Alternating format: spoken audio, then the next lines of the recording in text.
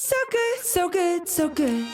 Everything you want for summer is at Nordstrom Rack stores now and up to 60% off. Stock up and save on the brands you love like Vince, Sam Edelman, Frame, and Free People. Join the Nordy Club to unlock exclusive discounts, shop new arrivals first, and more. Plus, buy online and pick up at your favorite Rack store for free. Great brands, great prices. That's why you Rack. If we knew more about our sleep, what would we do differently? Would we go to bed at a consistent time or take steps to reduce interruptions to our sleep?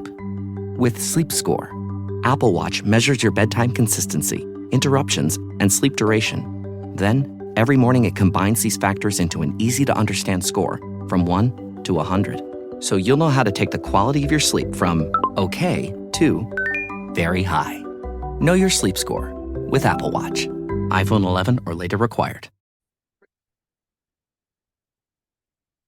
Welcome to the Susan LoPresti Wellness, Mind, Body, and Soul podcast, the go-to space for midlife and mature women who are ready to reclaim their health, boost their energy, and live long, vibrant, and purposeful lives. Each week, we dive deep into natural wellness, holistic healing, anti-aging strategies, and healthy lifestyle habits to help you feel your best physically, emotionally, and spiritually. Whether you're navigating menopause, working through a chronic condition, or simply wanting to age gracefully and intentionally, this show is your sanctuary for science-backed insights, powerful stories, and soul-nourishing inspiration. If you're a woman 40 or 50 or older and you're looking to thrive in this next chapter of your life, you're in the right place. And today I'm very excited about my guest. Her name is Alicia Jones, and Alicia helps to transform the health and the lives of women over 40 through her fitness and weight loss strategies. Alicia has appeared on various health and wellness television programs and produced and hosted Health Matters and The View Health and Wellness on Rogers TV. She has a BA in kinesiology and adds many certifications to her list of qualifications, including National Coach of Canada, NCCP, Advanced Sports Nutrition, Certified Group Fitness Instructor, Personal Trainer Specialist, Canfit-pro, and many others. And without further ado, Alicia, welcome to my podcast. I'm so excited to have you here today, and I really look forward to this conversation with you. Oh, I'm so excited about this conversation too. You cannot even begin to understand how many questions I get about this conversation, so I'm really excited. I want to start talking to you first about the Wegovy's and the GLP-1s. What's your feeling on those? Because I have my own personal opinion about them. So how do you feel about them? Well, actually, it has taken me years now before I even decided I was going to come forward and talk about this, because I wanted to accumulate all of the information out there, and not just accumulate the information from the studies, but also to experience what my clients were coming to me with and what they were saying to me and the participants in my program. So I think when these medications first came out, my reaction was emotional, as in an immediate, like, oh, what's happening? Is this something else that, it is promising things for people that in reality are just a quick fix, something that we should avoid? But as time has progressed, and I've really looked and dived into not only the emotions and how my clients are feeling with these medications, but also the research behind them, my stance is that obesity is a disease. It is a chronic disease that kills, and it creates reduced quality of life. It's not only just confidence by being a certain weight. It has to do with your heart health, your bone health, your mental health. And so there are individuals that desperately need to be on these drugs to save their lives and to create a better quality of life. I think, though, that we need to be careful as to who gets these drugs and what the parameters are around those drugs, because I don't think it should be given to the general population because they just want to fit into a size 4 for a wedding that's coming up. Right, right. Mhm. That's my feeling as well. I think everyone is jumping on the bandwagon to lose 20 pounds when in reality, you could lose 20 pounds by eating right and taking better care of yourself and exercising. And I've known a couple of people that were taking these drugs, and one of my friends, she started losing her hair. Her hair was coming out. I had another friend of mine who was experiencing a lot of gut issues. And both of them, when they went off of the drug because of the side effects that they were having, Mhm. they gained the weight right back anyway. Yes. Yeah. And actually, you bring up a great point. So, on average, people stay on these drugs for about 13 months. So, that's a year, just over a year. And the rate is even higher after 2 years that they go off of these drugs. And we're specifically like the rate of people going off of it are more the ones that wanted to lose weight to begin with, and not because they have to be on the drug because they have type 2 diabetes. And when we see why they get off of this drug, the number one reason is gastrointestinal health. So they are getting the symptoms of nausea, vomiting, they don't feel well. All of the sensations to do with feeling too full, bloated, those are the reasons why they get off of the drug. And I totally understand. I would not want to feel like nauseous. Nausea is one of those sensations, those symptoms that I absolutely hate. So I can't imagine wanting to do that forever. And when you are on these drugs, it is, for the most part, forever. You are going to have to stay on those drugs or you will gain the weight back. And on top of it, you have the potential of, on those drugs, losing your lean mass, a little bit of bone density, and you get off of those drugs and you no longer have your lean mass to protect you in order for you to rev up that metabolic rate to keep your best quality of life. And so your health could be at even greater risk. And that's what I hope we talk about today, how to kind of mitigate that and help with that. Yes. So let's get into that. How do we mitigate it? Yes. So first off, if you are on these drugs because you genuinely feel that you need to be, which is valid, you have, you constantly think of food noise, for example, you haven't been able to lose the weight consistently on your own, or you're feeling like it's difficult even when you do lose the weight. So even if it is 20 pounds, I've had clients that have lost a significant amount of weight naturally, with about 50 pounds with me. And then at the end, they're still obsessing about food. I, as somebody that is a coach, a fitness, weight loss, and dealing with nutrition for women over 50, I cannot help with the food noise. And, psychologists can help to a certain degree, but what really, it is something that is in you as somebody that has a potential mental health issue, a binge eating disorder, or, you just cannot get out of thinking of food all the time. So you need to be on the drug. And so I've had clients that have lost a lot of weight on their own. They only have 20 pounds left to lose, but just to appease that food noise, they have gone on the drug. And what I see is, if they are not being consistent with their weight training and they haven't increased their protein to a level to make up for this potential lean mass loss, then even though they're doing some form of exercise, they're not doing enough to maintain their lean mass. And so when you are on these drugs, it's not the easy way out. It's even harder for you to maintain and enhance lean muscle and to make sure that you're going to be healthy and have a best quality of life when you're off of them. So the number one thing you can do is resistance train. And we're not talking about some light resistance training. The resistance training has to feel hard for you. You have to, of course, work your way up to a level that is difficult, but we're talking about heavier weight training cycles. We're talking about demand on lean muscle that is going to be enough to create or maintain the amount of lean mass that you have. And that's also the case for bone density. So these drugs don't in and of themselves cause bone density to decrease. In fact, some of the drugs we might find in the future, they help preserve bone density. We found that in animal studies, but we haven't really found that in people studies. It's just kind of maintained as what it is. But because you lose weight, when you lose weight, if you are not actively working on it, a part of that weight loss will always be bone density that you lose. And that's because when you're a heavier weight, you're putting more demand on the bones. Yes. Lighter weight, less demand, right?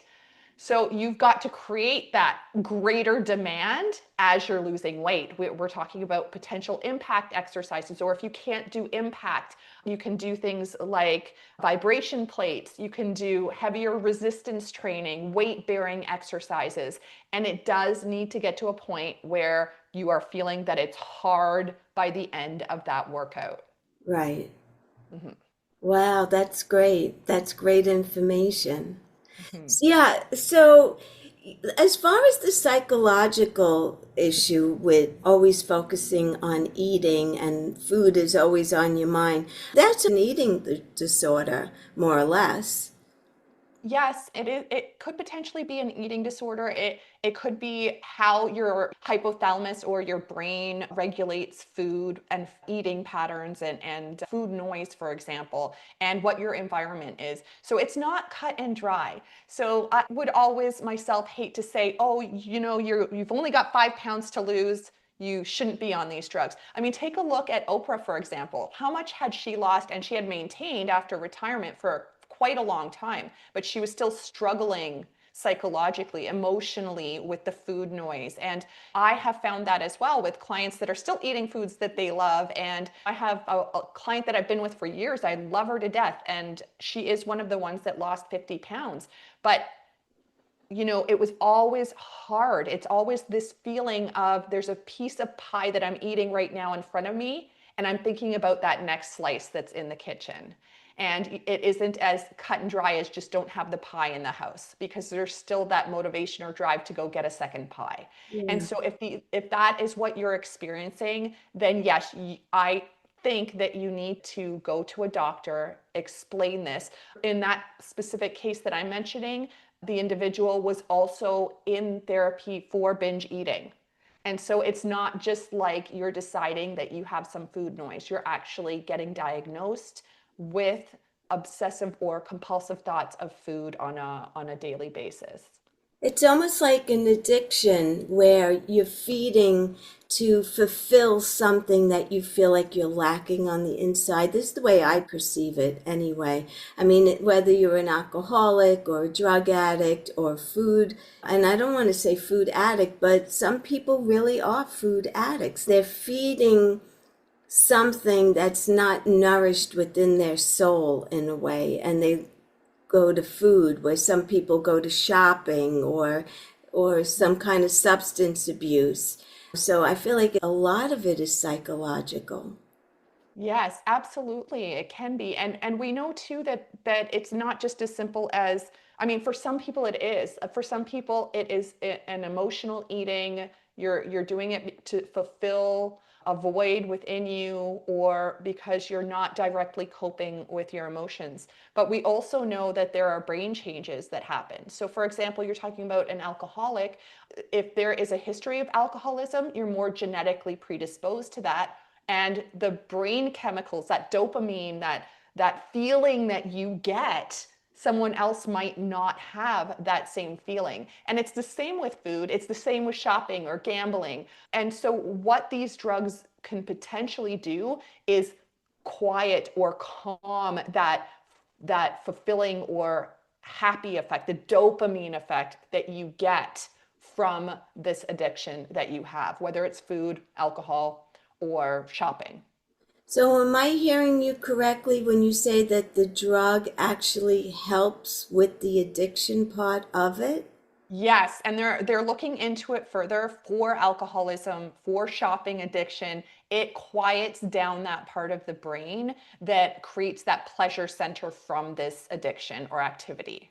Wow. But that would mean, obviously, I'm assuming, that they would have to stay on this drug for the rest of their life in order for them to not fall back into their own ways. And now we go back to, well, what are the side effects and what are we doing to our body Mhm. by staying on these drugs long term? So it's almost like a vicious Yes. cycle. Well, again, it's always for each person, right? Like if you have type 1 diabetes and I say you have to go on insulin for the rest of your life, you're not going to go off of it. You're going to Right. stay on it. You That's true. understand it's a disease. And so I think that's what we need to start really understanding, that food addiction is a disease, as well as obesity is a disease. The question is, do you actually fall under that category, or are you using this because you think you're taking the easy way out? And Right. that's where the question really comes into effect. Okay. So you do believe in taking the drugs if it falls into the category of a disease and taking it long term. But a lot of Mhm. people are just jumping on the bandwagon to have a quick fix of losing 10 to 20 pounds, and they really don't need to stay on it long term, because once you lose the 10 to 20 pounds, if you're really serious about maintaining that weight, Mhm. then you know what you have to do to maintain that weight. And you could, Yes. so if you go off the drug, this is my other question. If you do go off the drug and the person decides that they're going to stay on a healthy regimen, will they continue to maintain that weight loss, or will they see a little bit of an increase in weight once you go off of it? Okay, so let's talk specifically to those that are just trying to look great, like lose that 5 pounds for the wedding and that's it. And then they're Okay. going to get off of the drug. Yes, they will gain the weight back if all they're doing is saying to themselves, I'm not really going to change my lifestyle. Like I'm going on this drug because I get to eat whatever I want and my body's going to tell me I'm full, I'm not going to eat as much. If they become complacent in the exercise, specifically resistant and impact exercise, if they become complacent and say, hey, I can have that piece of cake and that's fine, that can be my dinner because I can only eat so much and that's it, Yeah. then yes, you will gain the weight back. You'll also lose lean mass. And we know that the percentage of lean muscle that you lose at this point is quite high. I mean, at the low end, we're talking about 10% lean mass loss. And with 10%, that's about a decade of aging. So to put that into perspective, that's about a decade of aging. So you lose that lean mass, which is metabolically active, which helps you lose fat and maintain a healthy weight. You now are with less lean mass, you get off of the drug, you are going to have a harder time maintaining that healthy weight, especially if you have less of that lean mass. Also, the food noise comes back, you no longer feel full, and yes, you absolutely have to. And I say this whether or not you decide to stay on the drug forever, Yeah. you have to change your ways in eating and in exercise. This is a non-negotiable, so it's not the easy way out. If you're thinking to yourself, I'm going to take these drugs to lose that 5 pounds and it's going to be easier for me to do, the thing is that it's not easier, because you're even more at risk for losing your lean muscle than those who lose weight without taking these drugs, which then puts you at a greater risk for not only that weight regain and then some, but also for a worse quality of life. Right. Yeah, because at the end of the day, we need our lean muscle. It is a huge predictor for us being able to get up, live our second half, walking or traveling, getting off of a chair. A chair, for example, just sitting up or getting off of the toilet. That's something that we need a lot of lean muscle strength. Yeah. And so if that goes down with age, we're in a lot of trouble. Yeah. So what do you recommend when a client comes to you looking to lose weight? When they're on these drugs or when they're not on No, them? when they're not, and maybe Mhm. they're considering them, what advice do you give them? I think it depends on what the reason is for them to lose the weight. again, I want to ask more questions. I want to know, what is a day like for you? Is it easy for you to eat the meal, you feel full, you're getting those full signals, and then you go on to the next? Or is it that you're constantly thinking of food, you can't get over those thoughts of food? And if it is that, how much of that as well is a part of diet culture? So for example, when people come to me, a lot of times I do ask them to log so I can see what their protein, their macronutrients are, their protein and their carbohydrate, their fat numbers are, what they're eating in a day. And so if I see that a lot of what they're trying to do is willpower based, which is impossible to stay on a plan when it's willpower based and not out of joy or enjoyment of food or feeling good. You're just feeling restricted all the time. You're more likely to fall off track. So I just want to know where they're at first. And we do a discovery period where I just get them to log. We get to see how they're feeling and where their struggles are, and how much of that can actually be shifted just because of their awareness of what is happening and start to make those psychological changes, or whether it's something that is way beyond my scope of what I can do. And we always have to change our macronutrients as we age. Protein becomes even more important with age. But when we're talking about the GLP-1 and the GLP-1 GIPs, which are the tirzepatides, the Mounjaro, the Zepbounds, those ones that have a dual or synergistic effect that actually may have greater weight loss when you're using them. When we're taking a look at those drugs, your protein level needs to be even higher. You're in this high weight loss potential group, that your protein needs to be even greater than somebody that is aging with exercise. And so it becomes even more important. So no matter what, I always look at macronutrients. I always look at lifestyle, what is happening. And I always, resistance training, no matter what age you are, you need to start getting on that, because that lean mass is incredibly important. Right. So for resistant training, what is your advice? Obviously, weightlifting, right? Yes, yeah. Weight bearing exercises are really important. And it always depends on where you're starting from. If you're brand new, you just need to understand the foundational movements. You need to understand what's known as compound movements. So those ones like sitting down on the couch and getting back up, like squats, and understanding how to move effectively with these. And even doing that at the beginning. If you haven't been doing anything and you just sit on the couch and you stand up 15 times, you've started. That's something to start you at. And when you're just getting started with resistance training, you're at this amazing place, because almost everything that you do, even the little things, are going to get you massive results. It's when you become more advanced that it's harder, right? Because you have to really push yourself a lot harder. Right. Yeah. Well, so you're saying about getting off the couch. Like, I've seen elderly people, but not that old, like maybe in their 70s. And when they're getting up off of the table, let's say, they put their hands on the table to lift themselves up. Like, they're not using their legs. They're always relying on something in front of them to help them. They're not just standing up or, getting off the chair. They're pushing themselves out. And that is probably not helpful for them, because they should be using their leg power to get up off the chair. Absolutely, yes. Yes. But at that point, that is your cue that they have significantly lost lean muscle. Yes. Because if once you start doing that, and some of it is like over time, we as humans, we always want to do the thing that's easiest. So when, we compensate one side of our body, we stand on a little bit more than the other because one side feels better. Or, when we get up, we think, there's something there to help us. We might as well use it. Or we park really close to go into a shopping mall, even though we're going to be walking around, because it's the easiest option. These are things that we naturally do. So a part of this could be that over time, that's what this person has been doing, has been using the sofa. But more often than not, what I see is that it's that first sign that there's a decline in lean muscle. Yeah. And so the question is, can they start to work that exact movement to gain back their strength and lean muscle?